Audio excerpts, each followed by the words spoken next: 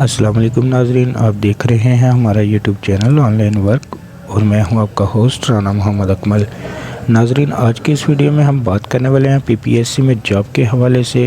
पीपीएससी के ज़रिए मुख्तलिफ डिपार्टमेंट्स में नौकरियां जारी कर दी गई हैं, जिसमें health care department, communication department, Punjab police department, Punjab special education department मौजूद हैं। इन तमाम डिपार्टमेंट्स की लिस्ट आज की इस वीडियो में आपके साथ शेयर की जा रही है, जिनके अप्लाई करने की आखिरी तारीख और अप्लाई करने की फ़ीस, जॉब की तफसील और केस नंबर क्या है वगैरह वगैरह शामिल है। तो ये सब जानने और वीडियो शुरू करने से पहले मेरी तमाम नए आने वाले नाज़रीन से दरख्वास्त है कि जिन्होंने हमारा यूट्यूब चैनल ऑनलाइन वर्क अभी तक सब्सक्राइब नहीं किया तो वो हमारा यूट्यूब चैनल ऑनलाइन वर्क अभी सब्सक्राइब कर लें और साथ में लगे बेल आइकन को लाजमी प्रेस कर लें, ताकि हमारी आने वाली तमाम तरह वीडियोस की अपडेट आपको बर वक्त मिलती रहे।